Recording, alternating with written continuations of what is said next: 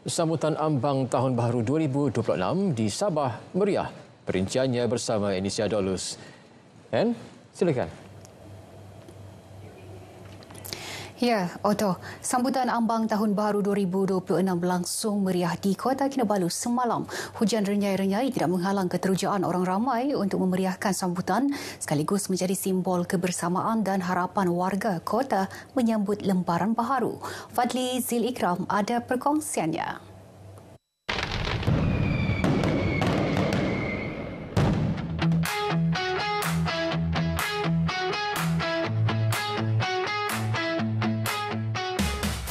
Meskipun dianjurkan secara sederhana, namun sambutan tetap meriah dengan kehadiran lebih 5,000 pengunjung termasuk pelancong luar. Sambutan Tahun Baru pada tahun ini, dia berskala kecil saja sebab cuma di peringkat Dewan Bandaraya Kota Kinabalu saja, bukan seperti tahun lepas dianya di peringkat negeri. Walau bagaimanapun, kita dapat melihat ianya cukup meriah dan mendapat sambutan yang begitu baik sekali daripada penduduk Kota Kinabalu dan juga para pengunjung yang datang ke bandaraya ini. Sambutan diisi dengan pelbagai aktiviti menarik, termasuk persembahan nyanyian dan tarian kebudayaan. Sementara menunggu detik 12.30 malam dan pertunjukan bunga api. Turut disediakan 100 vendor makanan, menawarkan pelbagai pilihan hidangan tempatan dan antarabangsa, sekaligus memberi peluang kepada peniaga kecil menjana pendapatan. Pertama kali datang di Kota Kinabalu lah. Di KK lebih ramai orang lah. Sebab semua tertumpu di kawasan bandara KK kan. Jadi kemeriahan pun ada nampak. First time lah saya keluar begini. Sebab saya pun ada berazam saja mau keluar. Sebab sebelum ni di rumah aja kan. Baru siap study. Jadi baru ada masa free time lah untuk keluar begini, tengok-tengok keindahan di KK ni. Jadi mau spend time di sini lah. Saya rasa memang sini tempat yang sesuai lah untuk ahli-ahli keluarga, kawan-kawan untuk spend time menyambut Tahun Baru ni. Ramai juga yang datang, dia macam dari berbagai negara juga. Ada kebanyakan Cina, Korea, itu je lah. Ada juga yang dari Jepun lah. Paling pun itulah, ada orang nyanyi-nyanyi di sana. Banyak makanan juga lah dia. It's very, very good actually. Like I've been to Australia of course, and then I've been to Malaysia. And I've been to, as in KL, for New Year's, and Philippines for New Year's, and everywhere is different. So here I can walk amongst the stalls and see the culture, and also see your fireworks shortly.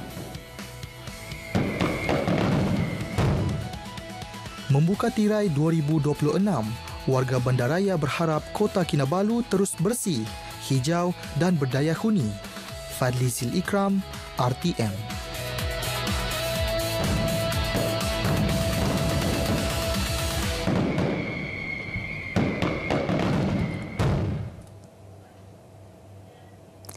Di Papar, sambutan Tahun Baru 2026 disambut meriah dan unik dengan paluan kompang menerusi Festival Kompang Peringkat Parlimen Papar yang berlangsung di Dewan Terbuka Masyarakat Papar.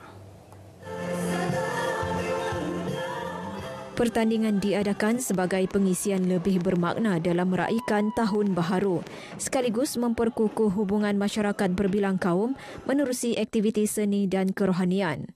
Memberi satu sambutan yang lebih bermakna, sambutan untuk mendapatkan lagi silaturahim di antara Paparian dengan aktiviti yang sihat lah, festival kompang dan juga nyanyian nasyid. Alhamdulillah pada malam ini ramai Paparian hadir di samping 6 pasukan menyertai pertandingan kompang.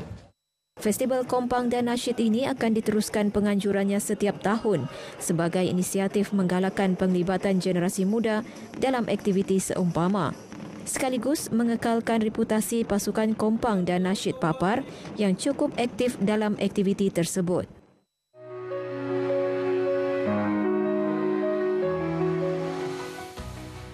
Saya ingin mengambil kesempatan untuk mengucapkan selamat Tahun Baru kepada seluruh rakyat di negara ini dan juga khususnya di negeri Sabah.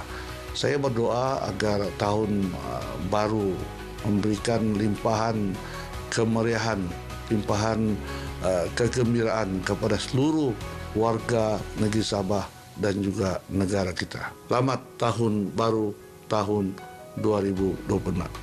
Selamat Tahun Baru 2026 kepada semua. Semoga pada tahun ini lebih bahagia, lebih sehat dan juga lebih gembira, lebih maju dan lebih vibrant pada masa akan datang. Diharapkan tahun yang akan datang Sabah akan semakin maju dari segi pembangunan dan ekonomi serta makmur dan sejahtera. Harapan saya untuk Sabah, semoga Sabah sentiasa maju dan berjaya. Kami warga IPD Kota Kinabalu mengucapkan Selamat Tahun Baru 2026.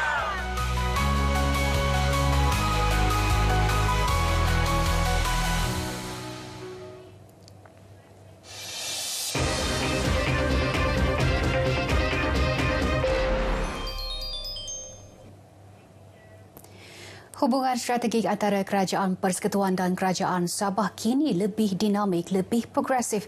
Bukan retorik politik, sebaliknya diterjemah melalui komitmen nyata Kerajaan Madani yang menuntut komunikasi jelas, tindakan tuntas dan kesepakatan bersama. Semuanya demi menyelesaikan isu berbangkit sekaligus menjadi pembangkit perubahan lanskap ekonomi, politik dan sosial negeri di bawah payu. Perkongsiannya bersama Iswadiman Syamsuddin.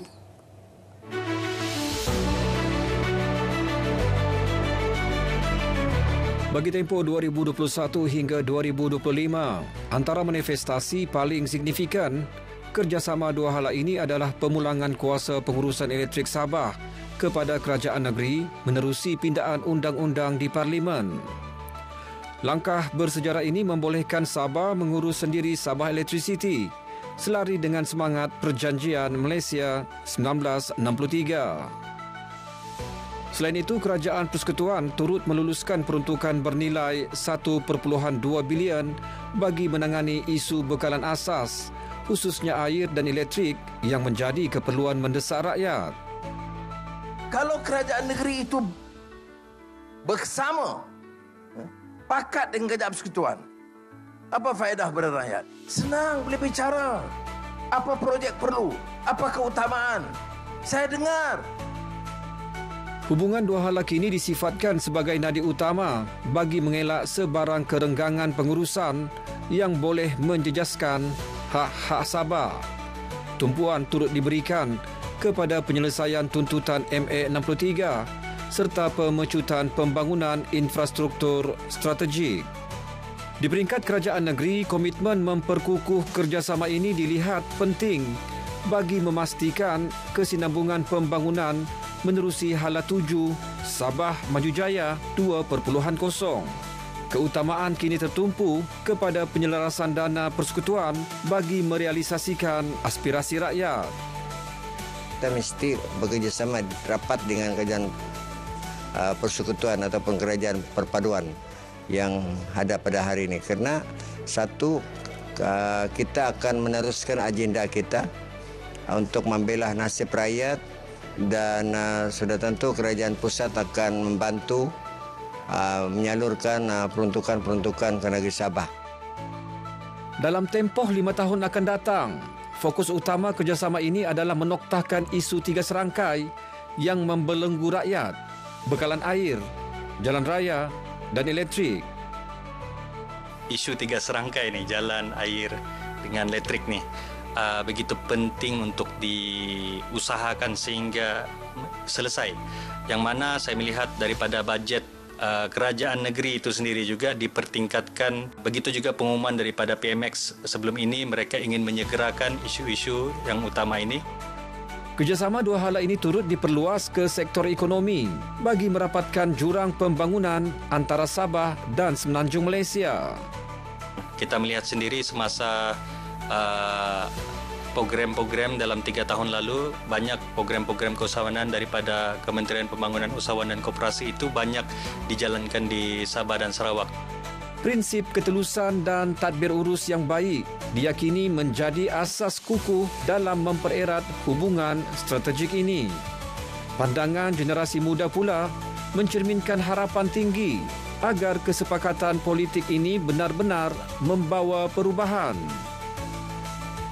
Bagi saya lah, selepas PRN ni, kerajaan di Sabah dan kerajaan di Persekutuan dapat bergabung untuk membangunkan Sabah lagi. Saya harapkan untuk 5 tahun ke depan, semoga Sabah ini boleh maju, duduk sama rendah, berdiri sama tinggi dengan kerajaan Semenanjung dan Sarawak sendiri.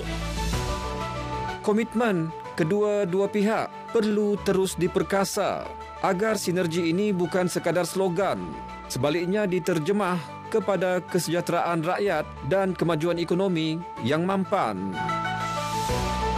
Kerjasama ini bukan sekadar di atas kertas, sebaliknya mencerminkan semangat federalisme yang matang.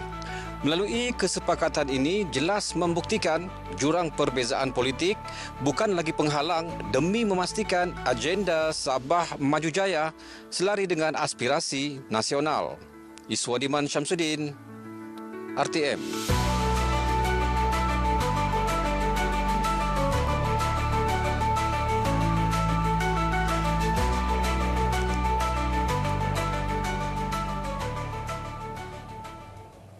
Baik, sekian perkongsian dari Sabah untuk petang ini. Untuk lebih banyak perkembangan semasa, teruskan bersama Otto Othman. Salam Malaysia Madani. Otto. Terima kasih, Anne, langsung dari Sabah.